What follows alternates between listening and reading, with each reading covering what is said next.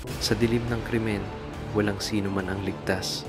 Isang grupo ng matatapang ang tumindig, nanganganib upang labanan ang kilalang sindikato ng human trafficking. Bawat hakbang sa kanilang pagsunod ay isang sandaling buhay at kamatayan. Bawat buhay na nailigtas ay tagumpay ng pag-asa at katarungan. Makakaya kaya nilang wasakin ang sindikatong ito bago pa mahuli ang oras? Nalubog ang Maynila sa makapal na dilim. Kumikislap ang ilaw ng kalsada sa ibabaw ng tubig ng lumang pantalan. Nakakatakot ang katahimikan na paminsan-minsan ay tinatablan lamang ng banayad na hampas ng alon sa baybay. Ngunit sa dilim na iyon, may mga taong palihim na gumagalaw, nagpapalitan ng kalakal at salapi. Lahat ay natatakpan ng gabi. Nakatayo si Inspektor Sofia Rivera sa lumang balkonahe, nakatutok sa Bodega Bleelge 7, kung saan ihahatid ng pinuno ng human trafficking ang bagong kargamento. Tumitibok ng malakas ang kanyang puso.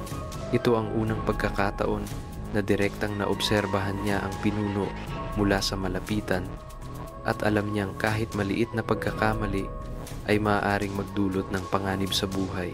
Mag-ingat, mahinang boses ni Kapitan Ramirez sa walkie-talkie. Huwag hayaang mahuli ang ating posisyon.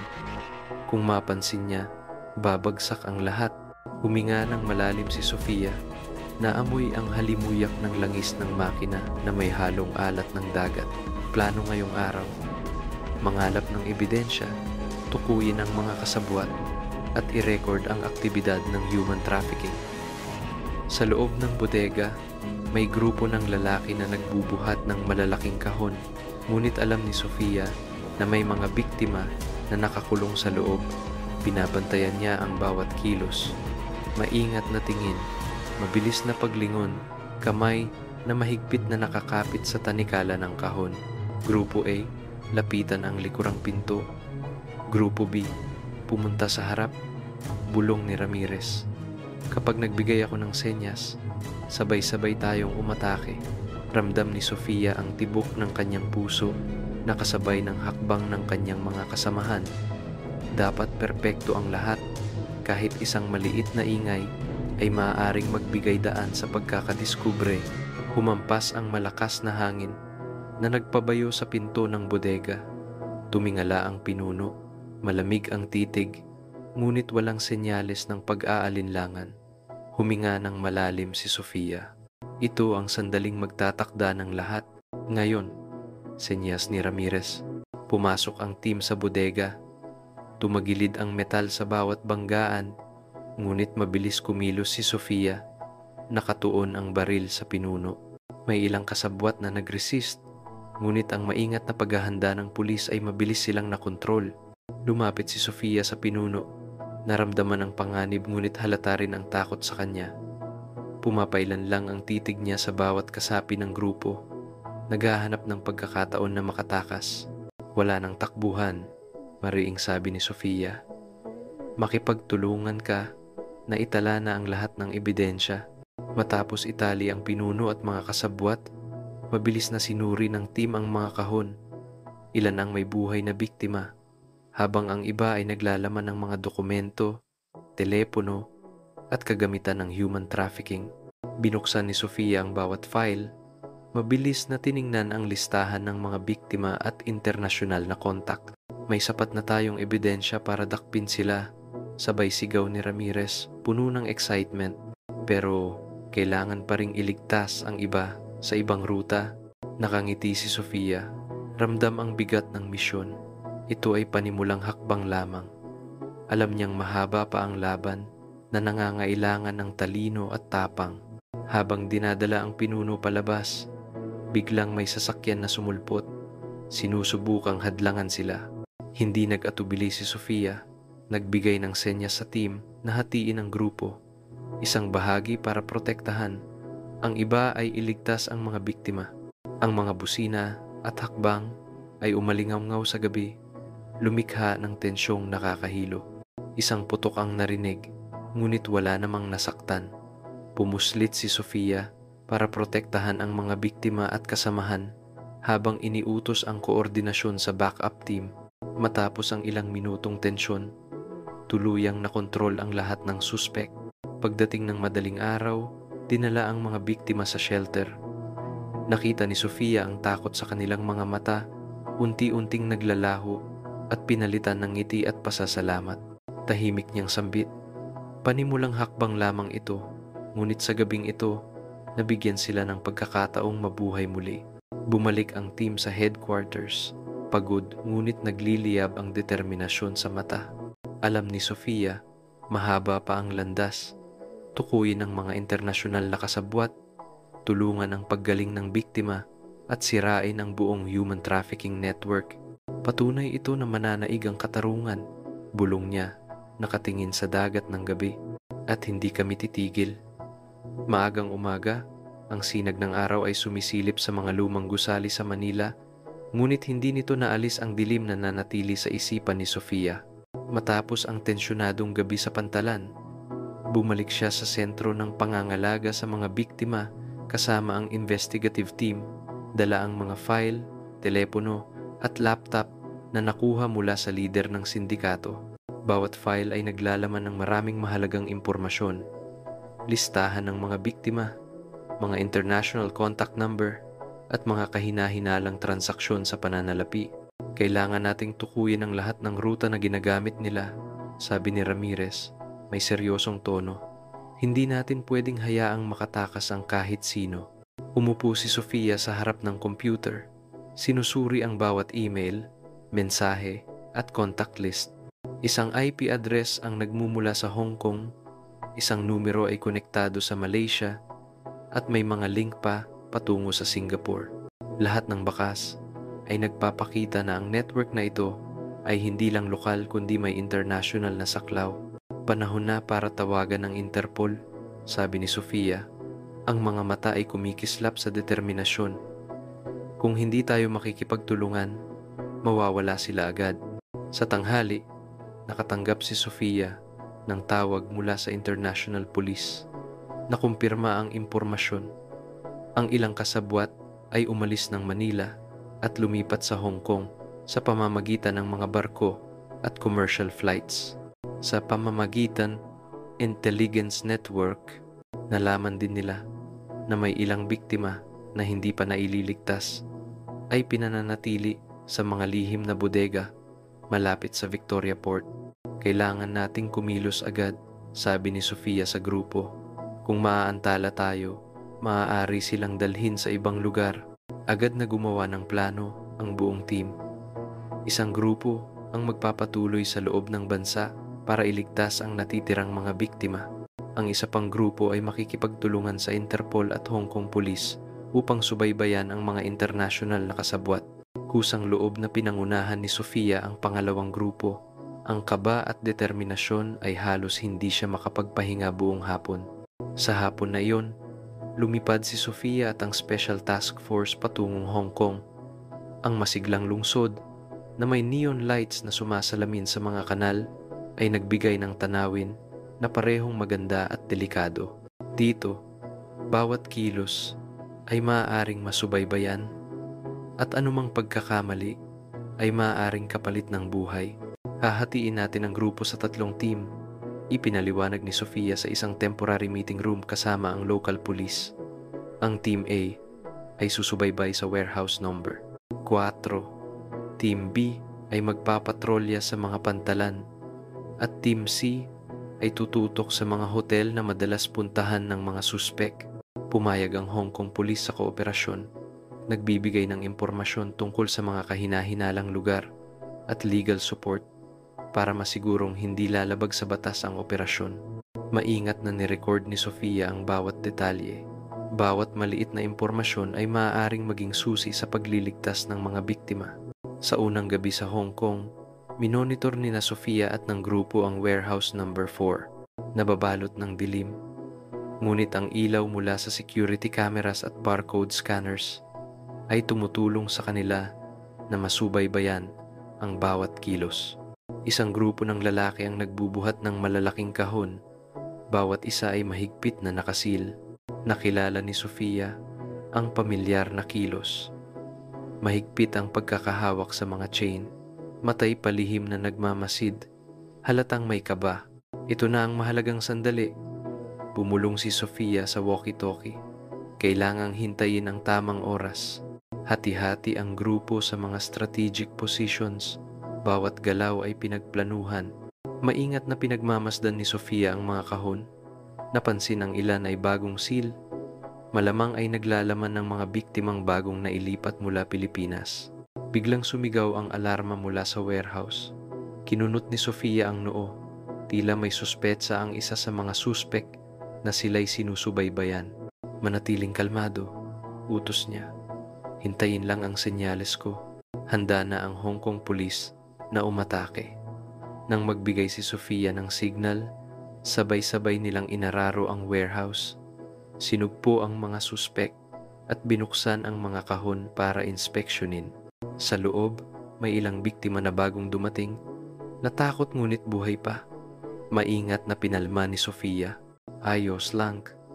Ligtas na kayo. Matapos maayos ang sitwasyon, sinuri ni Sofia at ng kanyang team ang mga file at electronic devices na nakuha mula sa warehouse. Natuklasan nila ang maraming data tungkol sa iba pang ruta ng transportasyon, Malaysia, Singapore, at may indikasyon ng pagpapalawak patungong Indonesia. Ito ay tanging bahagi lamang ng tip ng iceberg, sabi ni Ramirez sa video call kay Sofia. Kung hindi maagapan, ililipat nila ang mga biktima sa ibang bansa. Ramdam ni Sofia ang bigat ng pressure, ngunit ang mga mata ng mga bagong nailigtas na biktima ay nagpapaalala sa kanya na bawat pagsisikap ay sulit. Tahimik niyang sinabi sa sarili, hindi lang ito paglutas ng kaso, kundi pagliligtas ng buhay. Sa mga sumunod na araw, inilunsad ng investigative team ang Coordinated International Operations. Bawat biyahe, bawat raid ay mapanganib. Minsan, kailangang pumasok sa mga lihim na warehouses. Minsan, magpatrolya sa pantalan sa gabi. Palaging nangunguna si Sofia. Pinagsasama ang data analysis, pagsubaybay sa mga suspek, at paggabay sa mga kasama para sa ligtas na paggalaw. Sa isang pagkakataon, napansin ni Sofia ang isang suspek na nagtatangkang makipag-ugnayan gamit ang satellite phone. Agad niyang inutusan ang surveillance team, katuwang ang local police, upang hadlangan ang signal at kontrolin ang suspek. Ito ang unang beses na nasaksihan niya ang talino at galing ng International Crime Network, ngunit patunay din ng maayos na koordinasyon ng mga ahensya. Sa huling gabi sa Hong Kong, nakatayo si Sofia sa balkonahe ng hotel, pinagmamasdan ang lungsod na kumikislap sa ilaw. Pagod, ngunit excited siya. Marami na silang nailigtas, ilang pangunahing suspek ay nahuli, ngunit marami pang ruta at suspek ang hindi pa natutukoy. Hindi pa tayo tapos. Bumulong siya. Nagsisimula pa lang ang laban. Kinabukasan, bumalik ang team sa Manila, dala ang mga file, biktima, at bagong ebidensya. Alam ni Sofia na ang susunod na hakbang ay ang pagwasak sa mga local accomplices, mga taong tumulong sa human trafficking mula sa loob ng bansa. Ngunit naiintindihan din niya na sa tulong ng nakaraang international operation, nagkaroon sila ng pagkakataong magkaroon ng kontrol at ilagay sa tamang hangganan ang criminal network. Hindi pa ganap na nagigising ang Maynila nang bumalik sina Sofia at ang investigative team. Puno ang hangin ng amoy ng gasolina at langis, at umaalingaw-ngaw mula sa malayo ang mga busina. Ngunit sa ilalim ng maingay na ibabaw, patuloy pa rin ang operasyon ng isang masalimuot na network ng krimen. Ang mga taong tumulong sa internasyonal na pinuno sa paglipat ng mga biktima ay nagtatago pa rin, at ang lokal na bodega ang pinakamahalagang susi upang mahanap sila. Ngayon, kailangan nating hanapin ang pangunahing bodega, sabi ni Sofia sa pagpupulong sa police headquarters. Kung hindi natin mabubuksan ang bodega na ito, magpapatuloy ang operasyon ng network at patuloy na magdurusa ang mga hindi pa naililigtas. Tumango si Ramirez. Seryoso ang kanyang tingin. Nakakuha ako ng impormasyon mula sa mga biktimang nakaligtas. May ilang lokal na kasabwat na naglipat ng mga kargamento at naghahanda para sa susunod na biyahe. Ginagamit nila ang isang lumang bodega sa labas ng lungsod na bihirang asahan ng iba. Tiningnan ni Sofia ang mapa at minarkahan ang lokasyon. Ang bodega ay nasa isang maliit na eskinita, napapalibutan ng mga abandonadong warehouse at paikot-ikot na mga daan. Ito ang magiging pinakamahirap na operasyon, sabi ni Sofia. Hahatiin natin ang grupo. Isang grupo ang papasok sa pangunahing gate, ang isa naman ay papalibot sa likuran. Noong hapon, lumapit ang investigative team sa bodega. Ang dilim mula sa mga abandonadong gusali ay bumabalot sa paligid, tanging flashlight at surveillance camera ang gabay. Ramdam ni Sofia ang mabilis na tibok ng kanyang puso, halo ang kaba at tensyon. Obserbahan ng mabuti. Bumulong siya sa kanyang team. Maaaring may bitag o surveillance camera. Huwag hayaang mahuli tayo ng mga suspek. Isang maliit na tunog ang narinig, kaya tumigil muna ang grupo. Napansin ni Sofia ang isang kakaibang tao na nag-iikot malapit sa bodega. Hawak niya ang flashlight, sinusuri ang bawat sulok. Nagbigay si Sofia ng senyas sa SWAT team na magtago at magmasid. Nang lumayo ang tao, nagpatuloy sila sa paglapit sa bodega. Nakalak ang gate gamit ang maraming electronic lock at may kalapit na matitinik na bakod. Maingat na inobserbahan ni Sofia. Napansin niya ang mga palatandaan ng kamakailang pagbukas ng bodega. Mga bagong lock ang pinalitan at hindi pa nasuri ang security wiring. Kailangan nating buksan ang gate ng walang ingay, sabi ni Sofia. Ramirez, ako ang bahala sa lock, kayo ang bumabantay sa paligid. Mabilis ang kilos ng SWAT. Huminga ng malalim si Sofia at ramdam ang kaba nang bumukas ang huling lock. Dahan-dahang bumukas ang gate, ngunit sa kabutihang palad, walang malakas na tunog. Pasok na. Bumulong siya. Sa loob ng bodega, malabo ang liwanag sa ibabaw ng mga kahon na magkakapatong. Ang ilang kahon ay may bagong marka, posibleng naglalaman ng mga biktimang kakalipat lang. Inutusan ni Sofia ang team na suriin ang bawat kahon. Ramdam niya ang bigat. Bawat kahon ay maaring nagtatago ng buhay. Biglang may narinig na tunog mula sa sulok. Tumakbo si Sofia, nakatuon ang baril sa mabilis na gumagalaw na anino. Nagkaroon ng pakikipagbakbakan nang lumaban ang tao. Sa koordinadong kilos ng team, mabilis nilang napigilan at natali ang suspek. Siya ang tagapangasiwa ng bodega. Hingal na sabi ni Ramirez.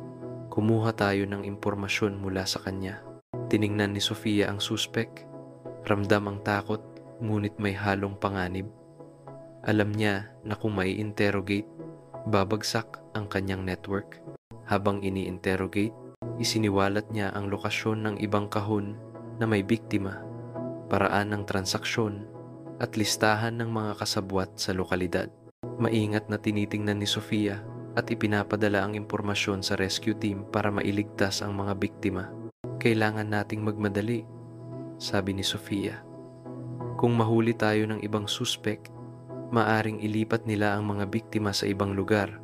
Ilang biktima ang nailigtas na, takot at pamumula ng mata ang kanilang anyo, ngunit buhay pa. Maingat na pinakalma ni Sofia.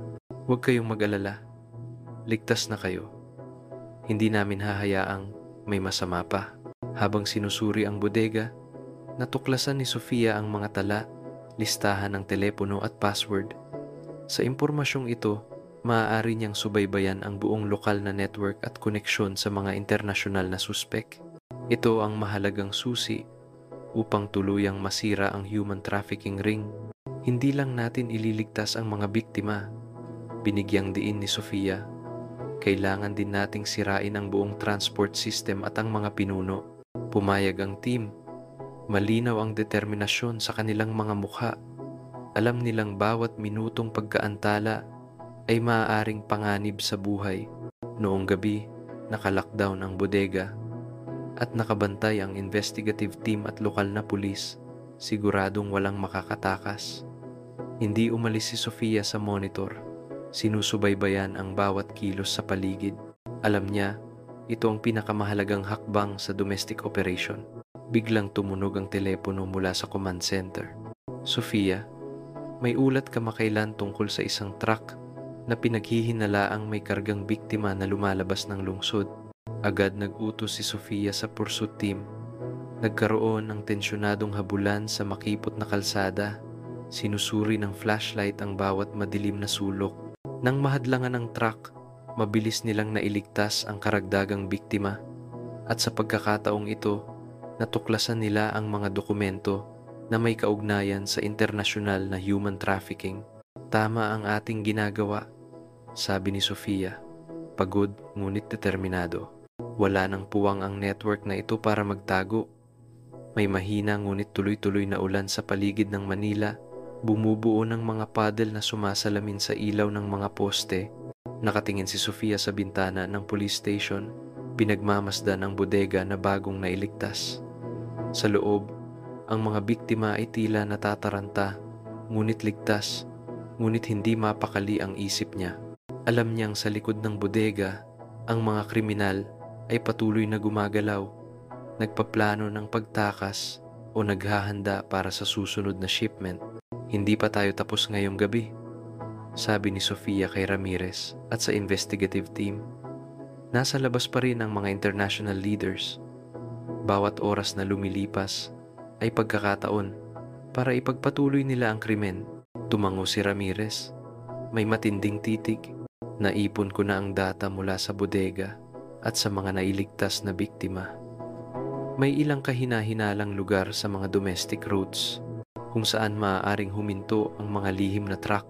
Agad namang nag-organisa si Sofia ng grupo, hinati sa dalawang team. Isang team ang susubaybay sa mga truck. Ang isa pa ay magbabantay sa mga kahina-hinalang lugar. Lahat ay alam na mapanganib ang misyon ngayong gabi. Ulan, dilim, at mga kriminal na handang umatake kapag nahuli. Madilim na nang si Sofia kasama si Ramirez at tatlong kasama ay dumaan sa makikitid na daan sa tabi ng mga abandonadong warehouse. Tanging tunog ng ulan, hangin na dumadaan sa kalawangin na bubong, at mga pusa na tumatakbo sa dilim ang naririnig. Tahimik lang, bumulong si Sofia. Kahit maliit na tunog ay maaaring magpahamak sa atin. Dumating sila sa isa pang kahina-hinalang bodega. Sa pamamagitan ng surveillance cameras at data mula sa dating tagapangalaga ng bodega, napansin nila ang senyales ng shipment ngayong gabi. Nagbigay si Sofia ng signal sa kanyang team na hintayin ang tamang pagkakataon bago kumilos. Sa loob ng bodega, dim na ilaw mula sa lumang bombilya ang tumatama sa mga kahon. Ilan ay may bagong seal. Ramdam ni Sofia ang mabigat na presyon. Maaaring may mga taong nakakulong sa loob ng bawat kahon. May narinig na tunog sa likod at huminto ang buong grupo. Napansin ni Sofia ang dalawang guwardiya na nagpapatrol malapit at matay nagmamasid. Agad silang nagtago, tense ang bawat galaw. Nang lumayo ang guwardiya, dahan-dahan silang lumapit sa bodega at bawat hakbang ay maingat. Gumamit si Ramirez ng electronic lockpicking device. Sinubukang buksan ang gate ng tahimik. Pinagmamasdan ni Sofia ang paligid. Kamay ay mahigpit sa baril. Ang tensyon ay parang bowstring. Pagkalipas ng ilang minuto, bumukas ang gate. Papasok tayo, bumulong si Sofia. Sa loob, nakita nila ang ilang tao na nakakulong sa mga kahon. Nakatali ang mga kamay, pagod at takot ang mukha. Agad silang iniligtas ni Sofia at ng grupo. Isang batang lalaki ay nanginginig at umiiyak. "Ma'am, dadaling niyo ba kami palayo?" "Oo," malumanay na sabi ni Sofia. "Ligtas na kayo." Halu-halong awa at determinasyon ang naramdaman niya. Bawat buhay na naililigtas ay tagumpay, ngunit paalala rin na matatag pa rin ang criminal network. Habang inililigtas ang mga biktima, napansin ni Sofia ang isang board na may mga password, numero ng telepono, at iba pang transaction points. Mahalagang clue ito para matrace ang iba pang drop-off points at direktang maabot ang leader. Hindi sapat na ilang tao lang ang mailigtas. Tiin ni Sofia, kailangang wasakin ang buong network. Kung hindi magpapatuloy lang sila. Pumayag ang grupo. Nagpasya silang ipagpatuloy ang operasyon ngayong gabi. Habulin ang lahat ng kahina-hinalang lugar. Alam ni Sofia na panganib ay nakaabang, ngunit hindi pwedeng palampasin ang pagkakataon. Paglabas nila sa bodega, napansin nila ang isang kahina-hinalang truck na gumagalaw sa suburban road. Nagbigay si Sofia ng signal sa grupo para habulin at nagsimula ang tensyonadong chase. Madulas ang kalsada dahil sa ulan at patuloy ang liwanag mula sa flashlights. Ramdam ni Sofia ang mabilis na tibok ng puso, nakatutok ng lubos. Sa wakas, naharang ang truck. Agad silang lumapit at nailigtas pa ang ilang biktima. Sa tulong ng data mula sa nakaraang bodega, natuklasan nila ang maraming importanteng dokumento, naglalaman ng impormasyon tungkol sa international leaders. Ito ay panimulang hakbang pa lamang, sabi ni Sofia. Ngunit sa araw na ito, nakaligtas tayo ng maraming buhay at naantala ang operasyon ng network. Natapos ang gabi, nakatayo si Sofia sa labas ng bodega. Pinagmamasdan ang mga nailigtas na biktima. Ang kanilang mga mata ay puno ng pag-asa at panibagong tiwala. Tahimik niyang binitiwan sa sarili. Hindi pa tapos ang laban, ngunit sa araw na ito, naghatid kami ng hustisya at pagkakataon sa buhay. Alam niya na may mga mapanganib na leaders na hindi pa nahuhuli, ngunit ngayong gabi, sa dilim at ulan, nakagawa sila ng mahalagang tagumpay matapos mailigtas ang mga biktimang nakakulong sa bodega. Wala ng oras para magpahinga sina Sofia at ang investigative team. Ang datos na nakuha mula sa bodega ay nagbunyag ng mga palatandaan ng isang masalimuot na internasyonal na human trafficking network. Bawat numero, bawat dokumento ay parang mahalagang piraso ng puzzle na nagdadala sa kanila sa iba pang mga transshipment point at sa huli, sa punong leader. Hindi na ito simpleng lokal na human trafficking, sabi ni Sofia kay Ramirez. Hinarap natin ang isang mas malaking sindikato, binigyang diin ni Ramirez.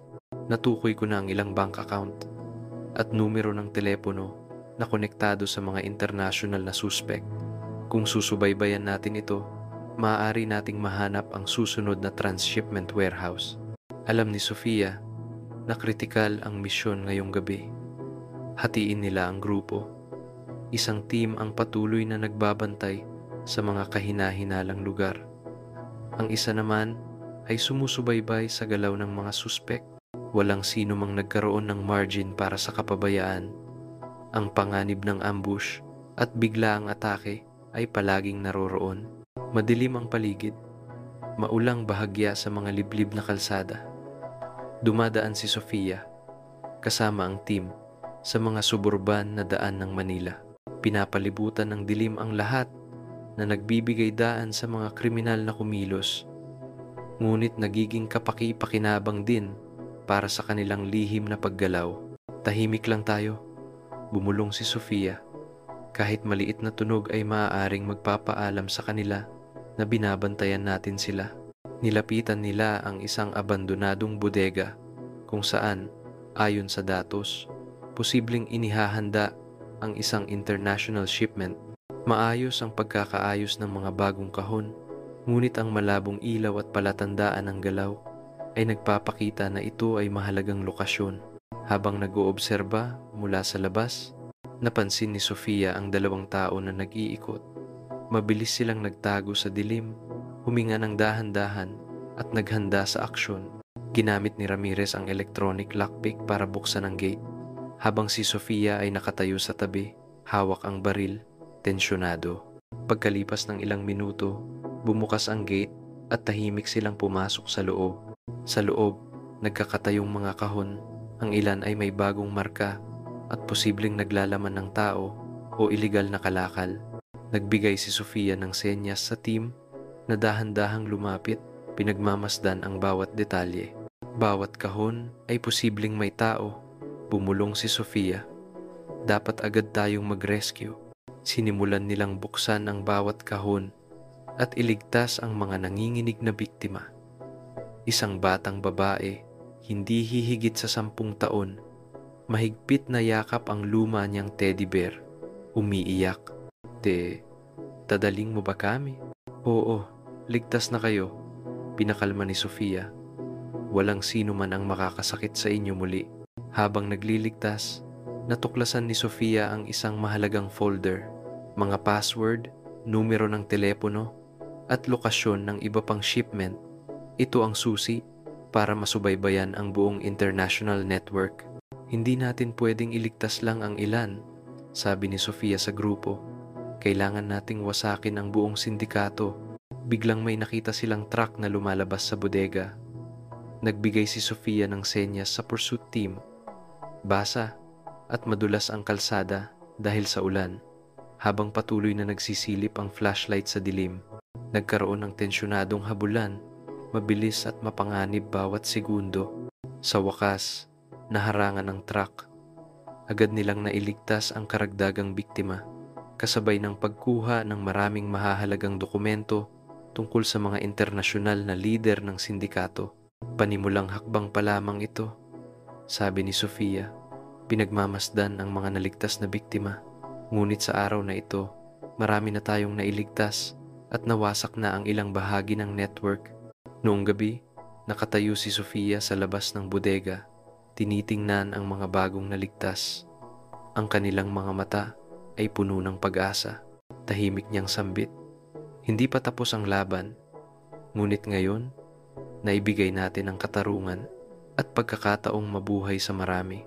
Alam niya na may mga mapanganib na leader pa na hindi pa nahahayag. Ngunit sa dilim at ulan, nakamit nila ng kanyang team ang isang mahalagang tagumpay na nagbukas ng pagkakataon para tuluyang masira ang buong international human trafficking network. Maagang umaga, bumalik si Sofia sa headquarters na may tensyon ngunit determinadong damdamin. Ang mga data mula sa bodega kagabi ay nagbigay ng mahalagang clue. Ang mga susunod na shipment ay hindi na lamang sa loob ng bansa, kundi pinalawak na sa international routes, lalo na sa pamamagitan ng Manila Port. Kailangan nating kumilos agad, sabi ni Sofia kay Ramirez. Kung maaantala tayo, mawawala sila sa ating paningin at ang mga biktima ay mapapasa kamay nila. Uminom si Ramirez ng kape. Seryoso ang titig. Nakipag-ugnayan na ako sa customs at port patrol. Handa na silang makipagtulungan. Pero para makapasok sa container warehouse, kailangan natin ng espesyal na permit o planong lihim na pagpasok. Tumango si Sofia. Alam niya na mas mapanganib ito kaysa dati. Hindi lamang sila haharap sa mga local traffickers, kundi pati sa isang international network na mahigpit ang seguridad. Sa hapon, pumasok si Sofia kasama ang investigative team sa port area, kung saan ang malalaking container ay nakastack na parang maze. Sa ilalim ng dilaw na floodlights, mga anino ng tao ang dumadaan sa pagitan ng containers. Pamilyar ngunit delikado ang tanawin. Ayon sa data, ang shipment ay ilalagay sa container ship sa hating gabi. Bumulong si Sofia.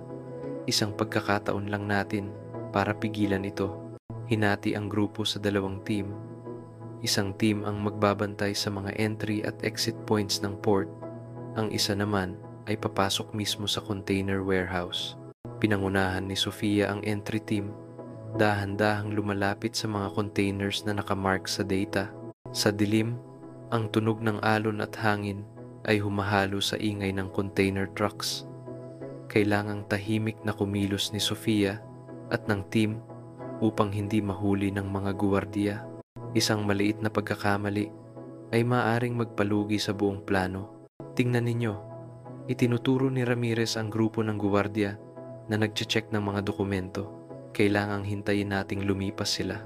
Nagsignal si Sofia, nagtago ang team sa anino ng container. Bilis ng tibok ng puso, bawat hinga ay maingat na kontrolado. Nang lumayo ang guwardiya, dahan-dahan nilang nilapitan ang container na susuriin. Gamit ang electronic lockpicking device at maliit na kamera sa loob ng container, natuklasan nila ang ilang biktima na nakatali. Mukha'y natatakot ngunit buhay pa. Huminga si Sofia ng maluwag. Alam niyang hindi pa tapos ang misyon. Kailangan nating mailabas sila ng ligtas, diin niya. Kasabay nito, hanapin ang mga clue tungkol sa international leader. Sinimulan ng grupo ang rescue, maingat na hindi gumawa ng ingay. Isang batang lalaki ang nanginginig. Mahigpit na niyayakap ang maliit na bag. Ma, dadaling niyo ba ako palayo? Oo, malumanay na sagot ni Sofia. Walang sino man ang sasaktan kayo. Habang nagliligtas, natagpuan nila ang isang bag ng dokumento na naglalaman ng impormasyon tungkol sa iba pang shipments, international contact numbers, at travel schedule ng mga leaders. Ito ang susi para masundan ang buong network.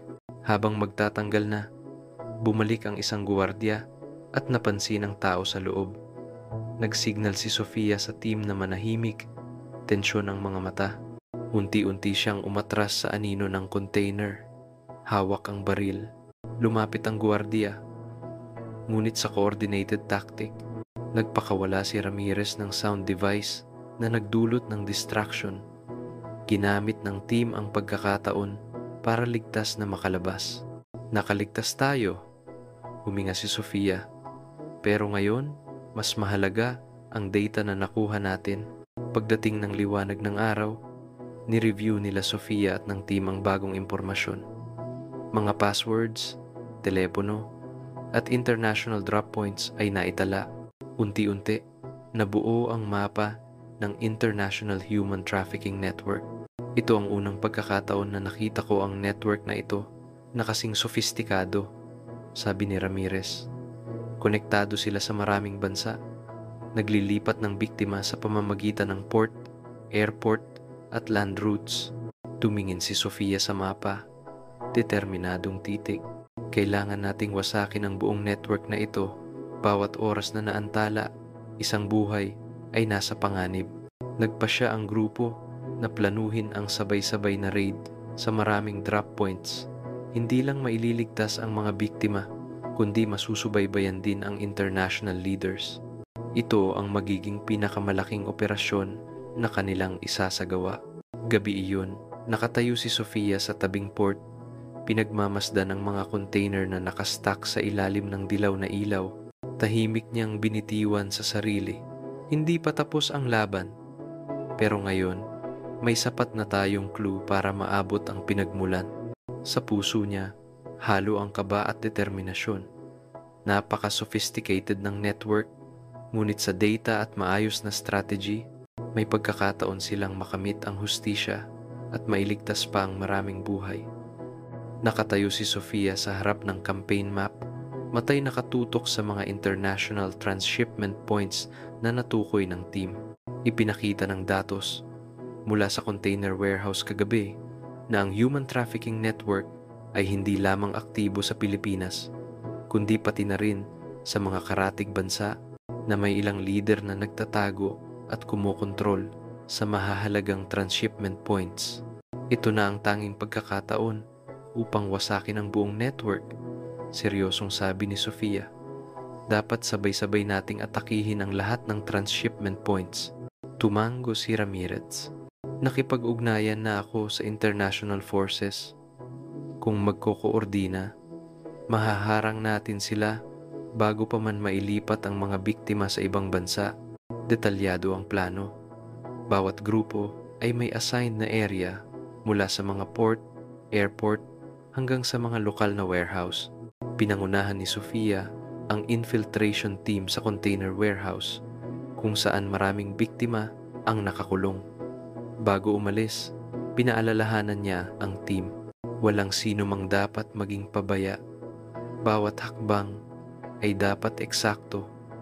Ang layunin natin ay iligtas ang mga biktima, mangalap ng ebidensya, at tukuyin ang mga lider. Dumilim na nang lumapit ang grupo sa warehouse. Malamig ang hangin mula sa dagat. Kumikislap ang dilaw na ilaw sa mga paddle. Lumikha ng tanawin na maganda ngunit nakakatakot. Nagbigay ng senyas si Sofia. Nagtago at nagmasid ang grupo. 2 security guard ang nag-iikot, sinusuri ang bawat detalye. Hintayin makalipas sila, bumulong si Sofia. Nang umalis ang mga guard, mabilis na nilapitan ng grupo ang gate. Ginamit ni Ramirez ang electronic lockpick. Tahimik na bumukas ang gate. Pinangunahan ni Sofia, baril sa kamay, matay nakatutok sa bawat madilim na sulok. Sa loob, nanginginig ang mga biktima sa pagtitig sa team. Isang batang babae ang mahigpit na niyakap ang isang maliit na bata at luhay bumabagsak. Natatakot kami. Huwag kayong mag-alala. Ligtas na kayo, pinakalma ni Sofia. Walang sino man ang makakasakit sa inyo muli. Habang nagliligtas, natuklasan ni Sofia ang isang maliit na silid na naglalaman ng mahahalagang dokumento, listahan ng telepono, transshipment addresses, at mga darating na shipment. Ito ang susi para mahanap ang mga internasyonal na leader. Ito ang key para wasakin ang buong network, sabi ni Sofia kay Ramirez. Dapat natin dalhin ang lahat ng data na ito sa headquarters ng ligtas. Habang umaalis, may narinig silang tunog. Bumabaling ang isang guard, nag-aalangan na may tao sa loob. Nagbigay si Sofia ng senyas sa team na tumigil. Tibok ng puso'y mabilis. Sa koordinadong taktika, lumikha si Ramirez ng ingay sa kabilang direksyon para malito ang guard. Ligtas na nakatakas ang team, kasama ang mga biktima at mahalagang dokumento. Kinabukasan, sinuri ang buong datos. Natuklasan nila na ang mga leader ay naghahanda ng malaking international shipment na nakatakdang ilipat sa kalapit na bansa sa loob ng 48 oras. Ito na ang decisive opportunity para tapusin ni Sofia at ng investigative team ang network. Sa susunod na gabi, pinangunahan ni Sofia ang grupo sa huling transshipment point. Pumasok sila sa isang saradong warehouse, puno ng nakastack na truck at container. Nakapalibot na ang international forces, handa para sa sabay-sabay na atake. Tandaan, pinaalalahanan ni Sofia, ang kaligtasan ng biktima ang prioridad. Dapat mabilis at eksakto ang kilos. Pagkatapos ng signal, sabay-sabay ang atake ng mga grupo. Mga tunog ng makina, liwanag ng headlight, at tensyon ang bumalot sa lugar. Pumasok sila sa warehouse, iniligtas ang mga biktima, at nakumpiska ang mga dokumento, telepono, at computer na naglalaman ng ebidensya ng international human trafficking. Nagkaroon ng panganib nang may isang leader na napansin ng forces at nagtatangkang tumakas. Agad nakipag-koordina si Sofia kay Ramirez, hinabol sa pagitan ng mga container.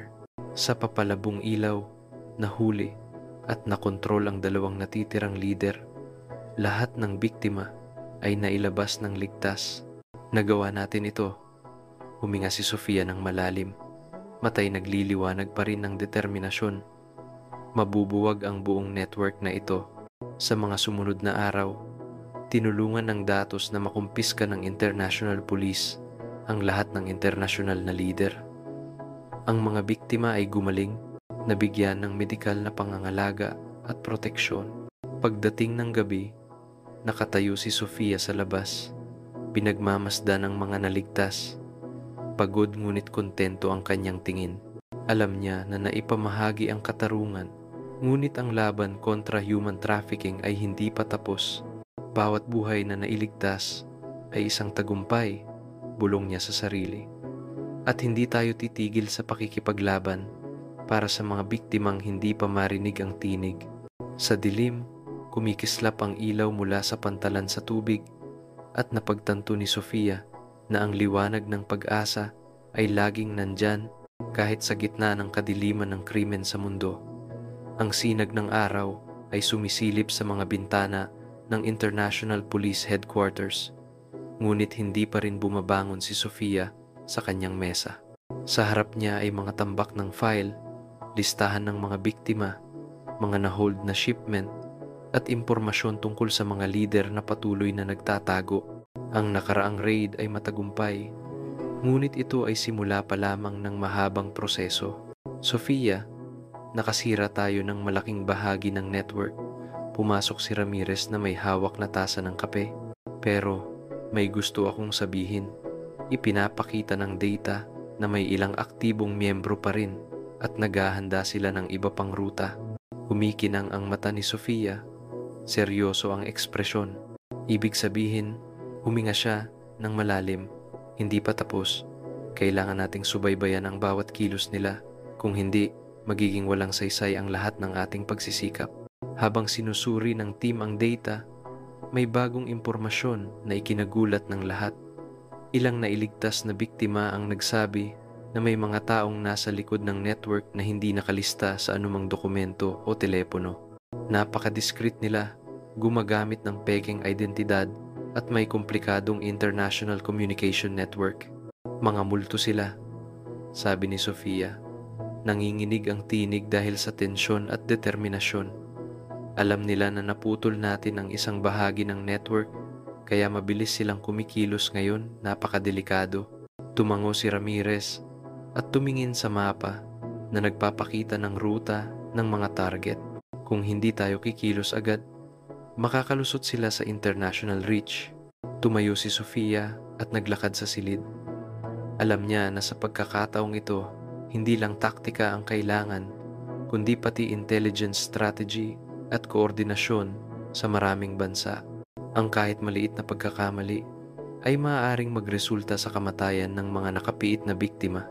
Sa hapon, nagsimula si Sofia at ang team ng plano para sa pangalawang international operation.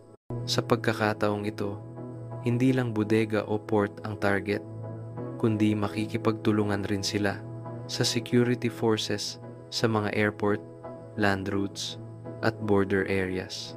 Kailangan nating magtrabaho sa maliliit na grupo, diin ni Sofia. Bawat grupo ay may kanya-kanyang tungkulin. Isang grupo para sa rescue, isang grupo para sa data tracking, at isang grupo para sa pag-monitor sa mga leader. Gumuhit sila ng detalyadong mapa ng mga hotspot, minarkahan ang mga potensyal na ruta, habang pinag-uusapan ang mga plano. Nakatanggap si Sofia ng mensahe mula sa anonymous source. Alam nila na sinusubaybayan mo sila. Isang maling hakbang at mapapahamak ang lahat. Napatigil si Sofia sa mensahe.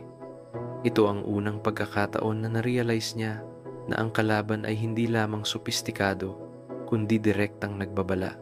Ibig sabihin nito, ang mga natitirang fugitives ay sinusubaybayan ang bawat galaw ng team. Pagdating ng gabi, nagpasya si Sofia na pumunta mismo sa isang key surveillance point sa airport. Nais niyang masubaybayan ang mga flights at tiyakin kung may mga biktima na nililipat palabas ng bansa. Ang ilaw ng runway ay kumikislap, halong tunog ng engine at alarma, nagdadala ng tensyon at panganib. Isang trafficker ang lumitaw malapit sa airport, mabilis ang kilos ngunit maingat. Binantayan siya ni Sofia mula sa malayo gamit ang binoculars at electronic surveillance devices.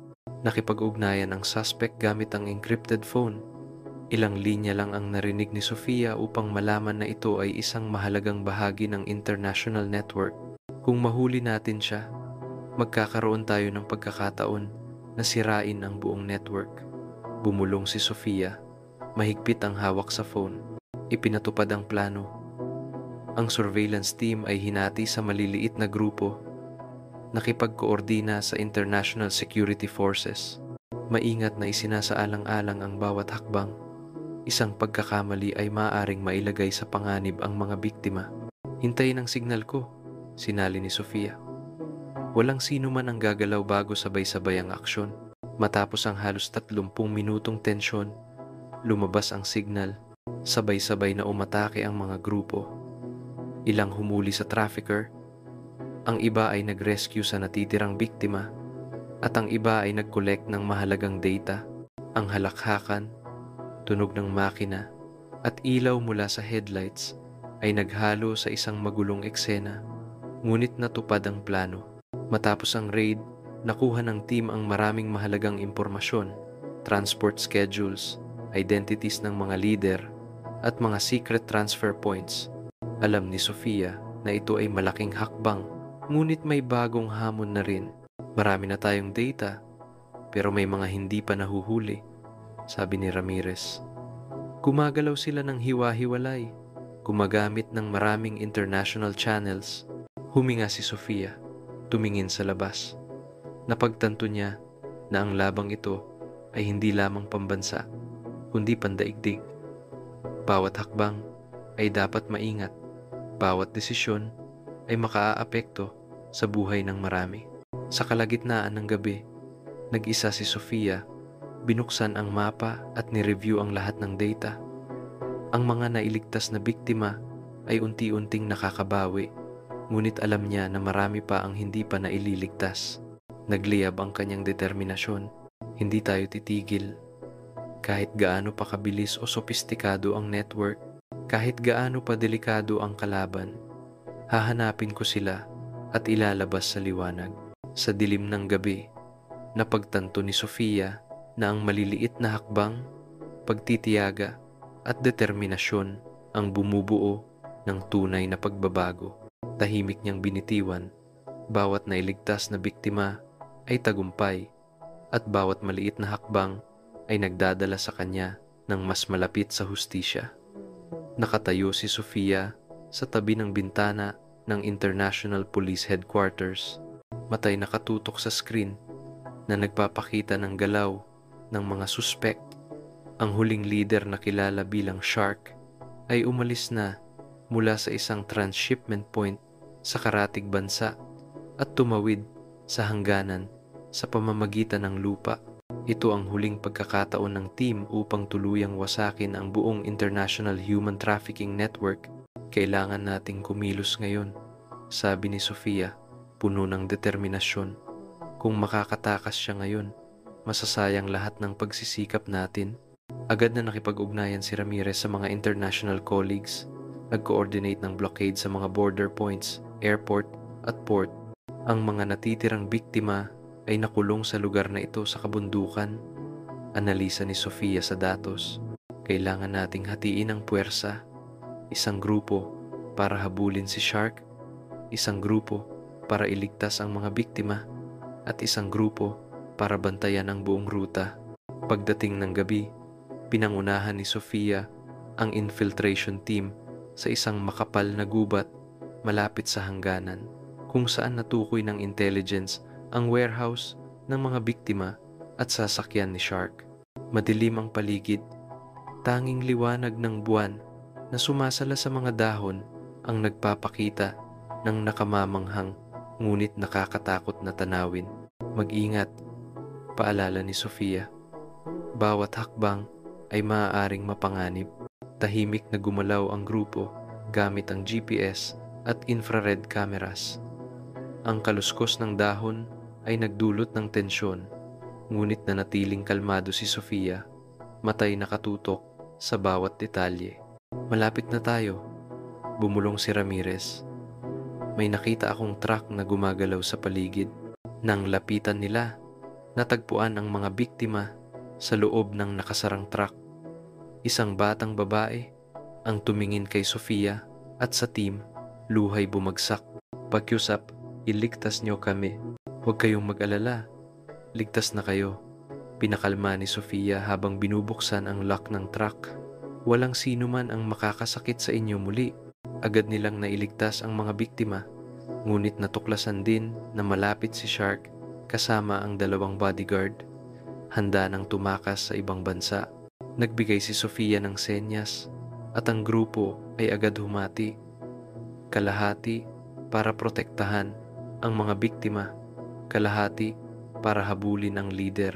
Naganap ang chase sa gabi sa mapanganib na kabundukan at kagubatan. Gumamit si Shark ng lahat ng taktika upang makatakas, mula sa pagpapabilis ng sasakyan, pagpalit ng direksyon, hanggang sa mga daang kagubatan. Hindi pinalampas ni Sofia at ng team ang anumang bakas. Nakipagkoordina rin sa international forces na nakaposisyon sa mga key points. Hindi natin siya dapat palampasin, sigaw ni Sofia. Kahit mapanganib, kailangan nating iligtas ang natitirang biktima. Pinagsama ang tunog ng makina, sigaw at kaluskos ng dahon ng gubat. Halos maubos ang lakas ng pursuit team, ngunit ang matibay na determinasyon ni Sofia ang nagbigay ng lakas sa kanila. Sa wakas, matapos ang mapanganib na mga kurba, ang sasakyan ni Shark ay bumangga sa isang makitid na bangin. Nagpanik ang leader at sinubukang tumakas sa paa, ngunit na-corner na siya ng team. Lumapit si Sofia. Baril na kababa, seryoso ang tinig. "Shark, huminto ka! Wala ka ng takas!" Sinubukang lumaban ang leader, ngunit agad na nakontrol ng coordinated forces. Nahuli rin ang mga bodyguard at nailigtas ang mga biktima ng ligtas. Nang humupa ang gulo, naupo si Sofia sa tabi ng mga biktima. Pagod ngunit masaya ang mga mata. Alam niya na naipatupad na ang katarungan. Ang buong International Human Trafficking Network ay nasira. Ang mga biktima ay ngayon nasa ligtas na pangangalaga, may medikal na suporta, at may pagkakataong makabalik sa normal na buhay. "Nagawa natin ito," bulong ni Sofia, bahagyang nanginginig sa emosyon. Bawat buhay na nailigtas ay isang tagumpay. Ipinatong ni Ramirez ang kamay sa balikat ni Sofia. Ito ang bunga ng tiyaga, determinasyon, at hindi pagsuko ng buong team. Sa mga sumunod na araw, ang impormasyon at ebidensya mula sa mga warehouse, truck, at telepono ng mga suspek ay tumulong sa international authorities upang kumpletuhin ang kaso at isampa ang kaso laban sa lahat ng kasangkot. Nasira ang network at ang mga dating nakakulong na biktima ay unti-unting nakabalik sa komunidad. May psychological at educational support. Nakatayo si Sofia sa paglubog ng araw, nararamdaman ang kapayapaan. Alam niya na may trabaho pa, ngunit sa araw na ito, nanaig ang katarungan laban sa krimen. Bawat pursuit, bawat plano, bawat maliit na hakbang ay mahalaga, bulong niya sa sarili. At kung mananatili tayong matatag, wala nang puwang ang kasamaan sa mundong ito. Sa dilim ng gabi, alam ni Sofia na ang liwanag ng pag-asa at katarungan ay laging naroroon. At bawat buhay na nailigtas ay patunay ng walang tigil na pagsisikap ng tao laban sa krimen. Maagang umaga, sumisilip ang sinag ng araw sa mga puno at tumatama sa International Police Headquarters. Lumabas si Sofia sa bakuran, huminga ng malalim, at naramdaman ang katahimikan matapos ang maraming linggong tensyon. Ang human trafficking network ay nawasak na, ang mga biktima ay nailigtas, at ang mga lider ay dinala sa harap ng batas. Ngunit para sa kanya, ang trabahong ito ay hindi lamang tungkulin, ito rin ay isang makataong misyon. Sa wakas, makakahinga na tayo, sabi ni Ramirez na may pagod ngunit kontentong ngiti. Pero Sofia, alam mo ba, na-rescue lang natin ang mga naipit sa parte ng network na ito. Marami pang tao sa mundo ang nangangailangan ng tulong. Tumango si Sofia. Ang kanyang mga mata ay nagningning ng determinasyon. Alam ko, pero ngayon, nagawa natin ang tama. At bawat biktimang nailigtas ay isang malaking tagumpay. Habang inihahanda ng grupo ang mga huling ulat, pumunta si Sofia sa mga biktima na ngayoy malaya ng makalakad, tumatanggap ng medikal na pangangalaga at suporta sa kanilang kaisipan. Ang kanilang mga mukha ay nagliliwanag, puno ng pag-asa. Isang maliit at mahiyain na batang babae ang humawak sa kamay ni Sofia at mahina ngunit tapat na sumabi, "Salamat po sa pagligtas sa akin. Mamumuhay na po ako ng maayos mula ngayon." Ngumiti si Sofia at naramdaman ang init sa kanyang puso. Tandaan mo, ang buhay ay isang mahalagang regalo. Kahit gaano man ito kahirap, laging may mga taong handang tumulong. Ang mga halakhak at pasasalamat mula sa mga biktima ay nagpapaalala kay Sofia na sa kabila ng lahat ng panganib at mga gabing walang tulog na ginugol sa pagsubaybay sa masasamang loob, lahat ng ito ay sulit. Sa mga sumunod na araw, patuloy na nakipagkoordina si Sofia at ang grupo sa mga international agencies upang kumpletuhin ang mga kaso. Ang lahat ng ebidensyang nakolekta mula sa mga truck, bodega, telepono at intelligence data ay nagbigay ng sapat na basehan sa international court upang maparusahan ang mga human traffickers. Ang hustisya ay hindi lamang para sa mga biktima, kundi pati rin bilang babala sa mundo. Kahit gaano pa kinasofistikado ang krimen, hindi ito makakaligtas sa batas. Naalala ni Sofia ang bawat sandali, Ang mga madidilim na gabi sa kagubatan, ang tunog ng mga makina, ang mga rescue operation, at ang mabilis na paghabol. Bawat alaala ay puno ng tensyon, ngunit kasama rin ang tapang at di matitinag na espiritu. Isang linggo ang lumipas.